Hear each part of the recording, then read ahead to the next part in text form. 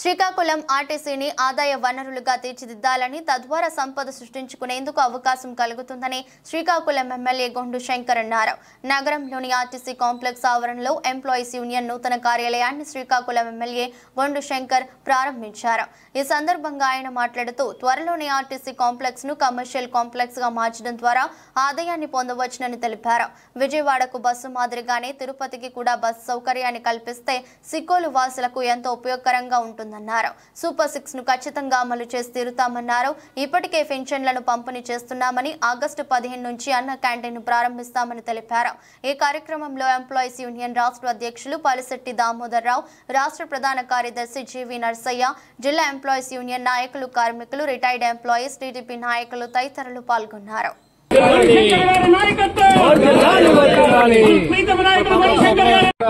సరిగ్గా అభివృద్ధికి నోచుకోలేదు కనుక కొద్దిపాటి వర్షం పడితే నీరు నిలిచిపోయిన పరిస్థితి. అయితే మీకున్న ఫండ్స్ కూడా తక్కువే కనుక ప్రస్తుతానికి తర్వాత ఇక్కడ దీన్ని డెవలప్మెంట్ ఇవన్నీ కార్యాచరణ మనం చేసుకుందాం. అలాగే డ్రైనేజ్ వ్యవస్థ కూడా తర్వాత చేసుకుందాం. ప్రస్తుతానికి ఈ నీరంతా అటు సైడ్ వెళ్ళిపోతున్న పరిస్థితి ఉంది కనుక అక్కడ నుండి మున్సిపాలిటీ వాళ్ళు ఆ చివరి నుండి మీరు ఆ చివరి వరకు ఈ డ్రైన్ ని తీసుకెళ్లి విడిచిపెట్టినట్లయితే ఆ చివరి నుండి పూర్తిగా ఆ మెయిన్ కాలువ వరకు నది వరకు మున్సిపాలిటీ వాళ్ళు ఈ పనులు చేపట్టి ఈ డ్రైనేజ్ కార్యక్రమం ఫ్యూచర్ లో వాటర్ నిలువ లేకుండా చేయడం కోసం ఆల్రెడీ కమిషనర్ గారు అక్కడ ఎంఈఓ గారికి అందరికి ఆదేశాలు ఇవ్వడం జరిగింది. ఇక్కడ డిఈ గారు అలాగే కమిషనర్ ఎంఈఓ గారు అందరూ కలవమని కూడా మొన్న బస్సులు ఓపెనింగ్ సందర్భంగా చెప్పాను. అది ఎంతవరకు వచ్చిందో నాకు ఇంతవరకు తెలియదు కనుక ఈ రోజు కూడా మళ్ళీ చెప్తున్నాను. ఎంఈఓ గారితో కూర్చొని మీరు ఆ చివరి వరకు మీ లిమిట్స్, మీ బౌండరీ లిమిట్స్ వరకు మీరు తీసుకెళ్లి డ్రైన్ కన్స్ట్రక్ట్ చేస్తే ఆ మిగతాది మున్సిపాలిటీ వరకు టేకప్ చేసి ఆ వాటర్ తీసుకెళ్లి ఆ నదిలో కలిసే విధంగా వర్షం నీరు కనుక చేస్తాం కనుక మీరు అందరూ దాన్ని సీరియస్ గా తీసుకొని డిఈ గారు కూడా దీన్ని ఇమ్మీడియట్ గా ఎంఈఓ కలిసి తీసుకుంటున్నా కోరుకుంటూ మరొకసారి మీడియా మిత్రులకి అలాగే యూనియన్ నాయకులకు, సభ్యులకు, అందరికీ, ఎంప్లాయీస్ కి అలాగే ఆఫీసర్స్ కి అందరూ కూడా పేరు పేరున నా హృదయపూర్వక నమస్కారాలు తెలియజేసుకుంటూ ఈ కార్యక్రమానికి వచ్చేసి ఆర్టీసీ కార్మికుల మనోధైర్యాన్ని నింపలు ఇప్పుడు ఎందుకని చెప్పలేదు. పీపీపీ మోడ్ లో దీన్ని కన్స్ట్రక్షన్ చేసుకుని మనమే మన ముఖ్యమంత్రి గారు చెప్పినట్టు సంపద సృష్టించుకొని ఈ డిపో వరకు మనం లాభాలు సాధించాలంటే ఇది కమర్షియల్ కాంప్లెక్స్ కింద మార్చి ఆర్టీసీ కమర్షియల్ కాంప్లెక్స్ అయితే డెఫినెట్ గా ఇక్కడ మంచి బాగుంటుంది. పైన మల్టీప్లెక్స్ థియేటర్స్ గారు కట్టినా ఏది పెట్టినా మంచి సెంటర్ ఇది. ఇలాగా ఎక్కడ ఎక్కువ ఉండదు. డెఫినెట్ గా దీన్ని బాగు చేద్దాం. అలాగే మాకు ఇప్పుడు విజయవాడ బస్సు అయితే ప్రాబ్లం సాల్వ్ అయింది. తిరుపతికి కూడా ఒక బస్సు వేసి గారికి నేను అడుగుతుంది ఏంటంటే తిరుపతికి మనం ఒక బస్సు వేయగలిగితే గుంటూరు, ప్రకాశం, నెల్లూరు, కాళహస్తి, చిత్తూరు మొత్తం అన్ని కవర్ అయిపోతాయి. ఎవరైనా ఎక్కాలనుకొని వెళ్ళాలనుకుంటే అక్కడ వరకు ఎక్కుతారు. ఇది చాలా ఉపయోగకరంగా ఉంటుంది. ఈ జిల్లా నుండి మనకి ఇదొక మంచి రవాణా వ్యవస్థగా వస్తుంది కనుక ఆ తిరుపతి వరకు కూడా బస్సు కొద్దిగా చూడవలసిందిగా నేను ఆర్ఎంఓ గారికి చెప్తాను. ఇప్పుడు మాకు సూపర్ 6 అనౌన్స్ చేయడం జరిగింది. 100 6 100 సూపర్ 6 ని 100% అమలు చేసి తీరుతాం. దాంట్లో భాగంగా ఆల్రెడీ అన్నా క్యాంటీన్ రేపు ఆగస్టు 15 స్టార్ట్ అవబోతుంది. పెన్షన్స్ ఆల్రెడీ స్టార్ట్ చేసేసాం.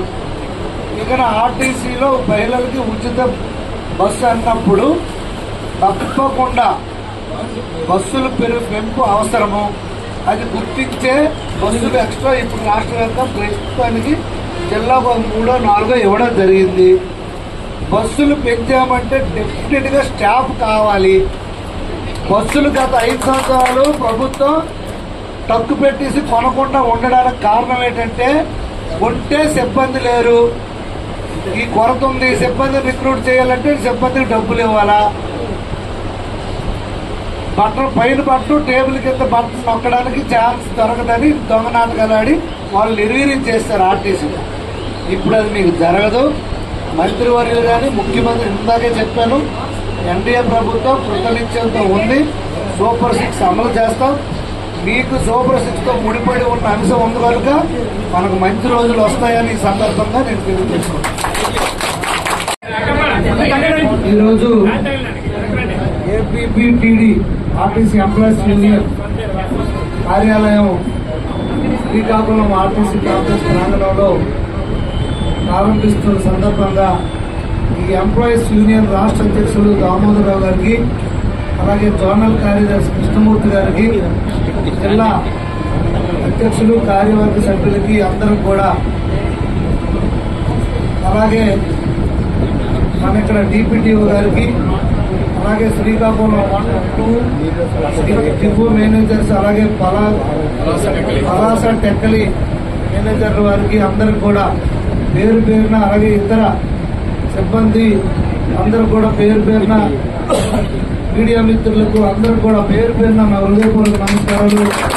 ఈ సందర్భంగా అందరికీ శుభాకాంక్షలు తెలియజేసుకుంటూ, ఇప్పుడే అధ్యక్షులు గారు చెప్పారు, గత 5 సంవత్సరాల్లో రాష్ట్ర ఆర్టీసీ యొక్క పరిస్థితి ఏంటో.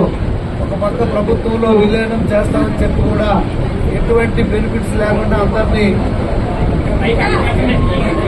20 సంవత్సరంలో ముంచేసినట్టు వదిలేసిన పరిస్థితి. అయితే ఇప్పుడు ప్రత్యేకమైన శ్రద్ధ తీసుకొని మహిళలకు కూడా ఉచిత ఆర్టీసీ ప్రయాణం మనం చేస్తున్న సందర్భంగా ఈరోజు ఆర్టీసీని బలోపేతం చేయడం కోసం మళ్ళీ, అలాగే ప్రజా రవాణా కాదు, మార్గో కూడా కమర్షియల్ రవాణాను కూడా బలోపేతం చేయడానికి పెద్ద ఎత్తున రాష్ట్ర మంత్రివర్యులు కానీ, అలాగే గౌరవ ముఖ్యమంత్రి వర్యులు ఎన్డీఏ కూటమి ప్రభుత్వం చిత్తశుద్ధితో ఉంది. ఆ కార్గో కూడా అప్పుడు టీడీపీ టైంలోనే ప్రారంభించడం జరిగింది. దాన్ని ఇంకా బలోపేతం చేసి మరింత మెరుగైన సేవలు ప్రయాణికులకు కానీ ప్రజలకి అందించడం కోసం చిత్తశుద్ధితో ఉంది. అలాగే ఎంప్లాయీస్ యొక్క సమస్యలపైన కూడా ప్రభుత్వం చిత్తశుద్ధితో ఉంది. మనకందరికీ తెలిసిందే, ఇప్పుడు ఆర్థికంగా మొన్న శ్వేతపత్రం రిలీజ్ చేయడం జరిగింది. ఎంత ఘోరమైన పరిస్థితిలో ఉందో. అడ్డగోలుగా ఆర్టీసీని దుర్వినియోగం చేసి ఆ డబ్బులు బకాయిలు ప్రభుత్వం నుండి ఆర్టీసీకి ఇవ్వకుండా దారుణమైన పరిస్థితికి నెట్టవేయబడింది. ఒక్క బస్సు కూడా కొనలేని పరిస్థితులు గత 5 సంవత్సరాలు ఇప్పుడే చెప్పారు దామోదరరావు గారు. అందుకే పెద్ద ఎత్తున రాష్ట్ర వ్యాప్తంగా కొత్త బస్సులు, అలాగే హైర్ కూడా తీసుకోవడం జరిగింది. మొన్న రీసెంట్ గా విజయవాడకి ఇక్కడ నుండి కొత్త సూపర్ లగ్జరీ బస్సు ఒకటి వేయడం జరిగింది. అలాగే semi express, super express Vizianagaram 2 వేయడం కూడా జరిగింది. అలాగే ఇంకా బస్సులు రావాల్సి ఉంది. రాష్ట్ర వ్యాప్తంగా ఇప్పుడే దామోదరరావు గారు చెప్పినట్టు మహిళలకు ఉచితంగా ఇస్తే దానివల్ల ఆదాయం మీకు వస్తుంది, ఎందుకంటే ప్రభుత్వం భరిస్తుంది కనుక. అదేవిధంగా బస్సులు కూడా పెంచాల్సిన పరిస్థితి ఉంది కనుక డిప్యూటీ ప్రభుత్వం యొక్క ఇది సూపర్ 6 లో భాగంగా సూపర్ 6 కి చాలా ప్రాధాన్యం ఇస్తున్నారు ముఖ్యమంత్రి కానీ, ఎన్డీఏ ప్రభుత్వం కానీ, పవన్ కళ్యాణ్ గారు కానీ, అలాగే మోడీ గారు కానీ. ఈ ప్రభుత్వం చిత్తశుద్ధితో పనిచేస్తుంది కనుక తప్పకుండా ఆర్టీసీని బలోపేతం చేసి మీ అందరి కష్టాలని తీర్చి మళ్ళా ప్రజలందరికీ ఒకప్పుడు ఆర్టీసీ అంటే ఎలాగుండేదో అదే రోజులు మళ్లీ రానున్నాయని ఈ సందర్భంగా మీకు అందరికీ తెలియజేసుకుంటూ, మీరు కూడా అందరూ ప్రజలకి ఫ్రెండ్లీ వాతావరణంతో మనం బస్సులు తీసుకెళ్లి అందరినీ కూడా, ప్రయాణికులందరూ కూడా ఆకర్షితమయ్యే విధంగా కూడా మనం ఫ్రెండ్లీ నేతృత్వం ఉండాలని నేను విన్నవించుకుంటూ, ఈ రోజు ఈ కార్యక్రమంలో నన్ను పాల్గొని నన్ను గౌరవ అధ్యక్షుడిగా మీరు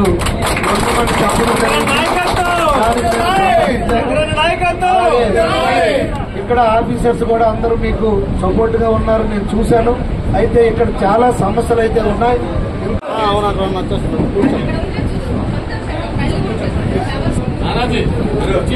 ఇవాళ APPTD employees union Srikakulam 2 depot కార్యాలయానికి మన యూనియన్ విజ్ఞప్తి మేరకు విచ్చేసినటువంటి గౌరవనీయులు శాసనసభ్యులు కొండ శంకరరావు గారికి, అలాగే డిపో మెయింటెనెన్స్ కు హాజరైన సూపర్వైజర్లకు, సిబ్బంది అందరికీ పేరు పేరిన శుభాభినందనలు.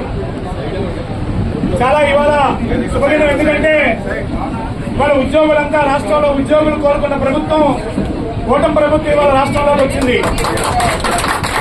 వాళ్ళ ఉద్యోగులు కోరుకున్న ప్రభుత్వం రావడంతో గతంలో రివర్స్ పీఆర్సీ గురైనటువంటి ఉద్యోగులు ఈ ప్రభుత్వంపై ఎంతో ఆశలు పెట్టుకున్న విషయాన్ని కూడా ఇప్పటికే ఉద్యోగ సంఘాల ప్రభుత్వం దృష్టికి తీసుకెళ్లడం జరిగింది. ఏపీఎస్ఆర్టీసీ ఉమ్మడి రాష్ట్రంలో ఉన్నప్పుడు కానీ, విభజన అనంతరం కానీ తెలుగుదేశం హయాంలో, చంద్రబాబు నాయుడు హయాంలో చాలా విస్తరణ చెంది ప్రజా రవాణా వ్యవస్థ ప్రజలకు చేరుకున్న విషయం మనందరికీ తెలుసు. బస్టాండ్ల ఆధునీకరణ కానీ, అలాగే విభజన తర్వాత విజయవాడలో అక్కడ బస్ భవన్కి తీటుగా విజయవాడ నగరంలో ఆర్టీసీ హౌస్ నిర్మించడంలో కానీ, అన్ని బస్టాండ్లు కూడా ఆధునీకరణ చేసి బస్టాండ్లని ఒక నీటిగా ఎక్కడికి వెళ్ళా సరే ఆంధ్రప్రదేశ్ బస్టాండ్లో ఉండాలని ఇతర రాష్ట్రాల నుంచి ఎవరు ప్రయాణికులు వచ్చినా సరే అనుకునే విధంగా తీర్చిదిద్దిన ఘనత గత తెలుగుదేశం ప్రభుత్వాన్ని నిర్మించి గర్వంగా చెప్పగలం. అంతేకాకుండా పెరుగుతున్న జనాభాకు అనుగుణంగా బస్సుల సంఖ్యను పెంచాల్సి పోయి గత 5 ఏళ్ల కాలంలో ప్రభుత్వం విలీనం చేసింది. ఉద్యోగులు జీతభత్యాలు ప్రభుత్వం చెల్లించినప్పుడు కూడా దశాబ్దాలుగా ఉన్నటువంటి ఉద్యోగులకు సంబంధించిన ఎలిమెంట్స్లు కానీ, కొన్ని ఇన్సెంటివ్లు కానీ కొన్ని నష్టపోవడం జరిగింది. ఆ విషయాలన్నీ అప్పుడు ప్రభుత్వం దృష్టికి తీసుకెళ్లినప్పుడు కూడా కొన్ని సాధించుకున్నాం కానీ కొన్ని ఇంకా పెండింగ్ లోనే ఉన్న పరిస్థితి. ఇప్పటికే ఈ ప్రభుత్వం ఏర్పడిన తర్వాత ప్రస్తుత మన గౌరవ రవాణా మంత్రి వర్యులు మన APPTD employees Rayachoti depot employees గౌరవ అధ్యక్షులుగా సుదీర్ఘ కాలంగా మనకున్నారు. ఆయనకి అన్ని విషయాలు ఆర్టీసీ ఉద్యోగుల విషయాలని తెలుసు. మంత్రి గారు 2 సార్లు మనం కలిశాం. ఆర్టీసీ ఉద్యోగుల సమస్యలు కానీ, సంస్థాపరంగా ఉన్నటువంటి ఇబ్బందులన్నింటినీ కూడా మంత్రి గారి దృష్టికి తీసుకెళ్లడం జరిగింది. నిన్ననే 7వ తారీఖున ఆర్టీసీ మీద సీఎం గారు రివ్యూ మీటింగ్ జరగాల్సి ఉంది. సీఎం గారు బిజీ షెడ్యూల్ వలన 12వ తారీఖుకి ఆర్టీసీ మీద రివ్యూ మీటింగ్ పోస్ట్ పోన్ కూడా చేయడం జరిగింది. ఆర్టీసీని భవిష్యత్తులో ఏ విధంగా బలోపేతం చేయాలి, ఉద్యోగుల సమస్యలు ఏంటి, రిక్రూట్మెంట్ పరిస్థితులు ఏంటి, వీటన్నిటి మీద కూడా ఉన్నతాధికారులతో, టీఆర్ఎంపీ అధికారులతో, మన ఆర్టీసీ అధికారులతో, గౌరవ ఈసీఎండీ గారితో అందరితో కూడా సీఎం గారు రివ్యూ చేసి భవిష్యత్తులో ఈ ప్రజా రవాణా వ్యవస్థను ఎంత పటిష్టంగా చేయాలని నిర్ణయాలు 12వ తారీఖున జరగబోతుందని చెప్పేసి మనమైతే ఎదురు చూస్తున్నాం. ప్రధానంగా ఆర్టీసీ ఉద్యోగులకు సంబంధించి గర్వంగా చెప్పగలం. ఇప్పటికి కూడా గతంలో 43% ప్రభుత్వ ఉద్యోగులతో పాటు ఫిట్మెంట్ రావడం కానీ, ప్రభుత్వ ఉద్యోగులకు ఫిట్మెంట్ జరగకముందే 25% ఫిట్మెంట్ ని తీసుకున్న ఘనత కూడా టీడీపీ గవర్నమెంట్ లో అని చెప్పేసి గర్వంగా చెప్పగలం. గతంలో 25% ఫిట్మెంట్ మనం తీసుకుంటే గత ప్రభుత్వం పీఆర్సీ చేసినప్పుడు ఆ 25ని 23 అంటే 2 తగ్గించి రివర్స్ పీఆర్సీగా చేసిన పరిస్థితి. ఆ ఉద్యోగుల ఆగ్రహం ఏ విధంగా ఉందనేది మనందరం ఇవాళ ఎన్నికల్లో చూపించిన పరిస్థితి కూడా మనందరికీ తెలియనిదేం కాదు. అందుకని ఇవాళ ఉద్యోగులందరూ కూడా గతంలో ఐఆర్ ప్రకటించలేదు, పీఆర్సీని ఐఆర్ కంటే తక్కువ ఇచ్చారు. వీటన్నింటిని కూడా ప్రభుత్వం దృష్టిలో ఉంది. వీటన్నింటిని కూడా గౌరవ ముఖ్యమంత్రి గారి దృష్టికి ఎప్పటికప్పుడు తీసుకెళ్లడం అయితే జరుగుతుంది. వీటన్నింటిలో కూడా ఉద్యోగులు కోరుకున్న ప్రభుత్వం రాష్ట్రంలో అధికారంకి వచ్చింది కాబట్టి ఉద్యోగుల సమస్యలు పరిష్కారం అవుతాయనే నమ్మకం మనందరికీ ఉంది. ఆ దిశగా ప్రభుత్వం దృష్టికి పెద్దలు ఎమ్మెల్యే గారు కూడా తీసుకెళ్లి ఆర్టీసీ ఉద్యోగుల సమస్యల పరిష్కారానికి చొరవ చూపాలని విజ్ఞప్తి చేస్తూ, అలాగే గౌరవ ముఖ్యమంత్రి గారు ఎన్నికల్లో హామీలో భాగంగా మహిళలకు ఉచిత ప్రయాణం ఏర్పాటు చేస్తా ఉన్నారు. అది ప్రకటన ఆగస్టు 15 అనుకున్నారు. దాన్ని ఎప్పుడు ప్రకటన చేస్తారో తెలియదు. కానీ తప్పనిసరిగా భవిష్యత్తులో మహిళలకు ఉచిత ప్రయాణ సౌకర్యం అనేది ఆర్టీసీకి లాభదాయకం.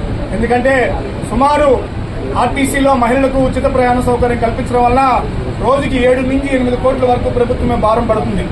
అయినప్పుడు కూడా ఇచ్చిన మాట కట్టుబడి గౌరవ ముఖ్యమంత్రి గారు అమలు చేస్తా ఉన్నారంటే అది ఆర్టీసీకి లాభదాయకం. అయితే దాంతో పాటు ప్రభుత్వం చొరవ తీసుకోవాల్సింది ఏంటంటే మహిళా ప్రయాణికుల సంఖ్య పెరుగుతుంది కాబట్టి బస్సుల సంఖ్యను కూడా పెంచుకోవాల్సిన ఆవశ్యకత ఉంది. ఎందుకంటే గత 5 ఏళ్ల కాలంలో ఒక్క బస్సు కూడా తిరుమలరావు గారు చొరవ తీసుకుని సుమారు 1500 బస్సుల వరకు కొనుగోలు చేస్తే ఇప్పుడే బస్సులు వస్తున్నాయి. రవాణా మంత్రి గారు కూడా ఇవాళ నిన్న విజయవాడ చేస్తారు, ఇవాళ ఏలూరులో చేస్తున్నారు, మన కడపలో చేస్తారు. బస్సులు వరుస వస్తున్నాయి. త్వరలో 1000 బస్సులు కూడా వచ్చే అవకాశాలు కూడా ఉన్నాయి. భవిష్యత్తులో ఆర్టీసీ బస్సుల సంఖ్య పెంచాలి. ప్రయాణికుల సంఖ్య పెరుగుతుంది కొద్ది బస్సుల సంఖ్య పెంచితే ఈ కూటమి ప్రభుత్వానికి మరింత నమ్మకం పెరిగి మరింత గౌరవం పెరిగే అవకాశం ఉంటుంది. కాబట్టి ఆ దిశగా నిర్ణయాలు చేయాలని, ఆర్టీసీని బలోపేతం చేయడం కోసం అలాగే గౌరవ ఎమ్మెల్యే గారికి నా రిక్వెస్ట్ ఏంటంటే ఇవాళ చట్ట ప్రకారం బస్టాండ్కి 2 కిలోమీటర్ల దూరంలో ఇప్పుడు ఆటోలు కానీ ఆర్టీసీ ఆదాయాన్ని నష్టపరిచే వాహనాలు ప్రైవేటు వాహనాలను దూరంగా ఉండాల్సిన పరిస్థితి. కానీ వాళ్ళు బస్టాండ్ కానుకునే ప్రైవేటు వాహనాలు ఉంటున్నాయి, బస్ స్టాపుల్లోనే ఆటోలు ఆక్యుపై చేసే పరిస్థితి. ఇలాంటి పరిస్థితి వల్ల ఆర్టీసీకి వచ్చే ఆదాయం నష్టపోయే పరిస్థితి ఉంది. అందుకని దయచేసి వాళ్ళ ఉపాధి కొల్లగొట్టమని కాదు, కానీ వాళ్ళకున్న పరిధుల మేరకు వాళ్ళు తిప్పుకొని మా ఆర్టీసీ ఆదాయానికి నష్టం కలగకుండా ఉండే విధంగా ప్రభుత్వం తరఫున చొరవ తీసుకుంటే ఈ ప్రధాన రవాణా వ్యవస్థ ప్రభుత్వం తీసుకుంది కాబట్టి ఇంకా బలోపేతమైన అవకాశాలు ఉంటాయి. ఈ వచ్చిన ఆదాయంతో బస్సుల సంఖ్యను పెంచుకొని ప్రజలకు మరింత చేరువ చేసే అవకాశం ఉంటుంది కాబట్టి ఆ దిశగా ప్రభుత్వం చొరవ చూపాలని చెప్పేసి సందర్భంగా కోరుకుంటూ మరొక శుభవార్త మనందరికీ ఏంటంటే రాష్ట్రంలో చాలా మంది మన యూనియన్కి గౌరవాధ్యక్షులు ఉన్నారు. శ్రీకాకుళం జిల్లాలో మనకి మొట్టమొదటిసారిగా జిల్లా గౌరవాధ్యక్షులకు గౌరవనీయులు స్వర్గీయ ఎర్రనాయుడు గారు ఉండేవారు. తర్వాత మనకి తమ్మినేని సీతారాం గారు ఉన్నారు. మన టెక్కలకు సంబంధించి ఇంజరాబు అచ్చెన్నాయుడు గారు ఉన్నారు. ఇందులో భాగంగానే గౌరవ ఎమ్మెల్యే గారిని మన 1 and 2 డిపో కమిటీ శర్మ గారు అబ్బారావు అందరూ కూడా వెళ్లి రిక్వెస్ట్ చేసిన మీదకు తప్పనిసరిగా సార్ మీరు మాకు 1 and 2 డిపో సంబంధించి గౌరవాధ్యక్షులుగా ఉండాలని రిక్వెస్ట్ చేయడం జరిగింది. తప్పకుండా గౌరవాధ్యక్షులుగా 1 and 2 డిపో సంబంధించి గౌరవాధ్యక్షులుగా ఉంటూ మీకు ఎటువంటి ఇబ్బంది వచ్చినా అండగా ఉంటామని హామీ ఇచ్చినందుకు అని హృదయపూర్వకంగా మీ అందరి తరఫున రాష్ట్ర కమిటీ తరఫున కృతజ్ఞతలు తెలియజేస్తూ అవకాశం ఇచ్చినటువంటి డిపో కమిటీకి ధన్యవాదాలు. Thank you.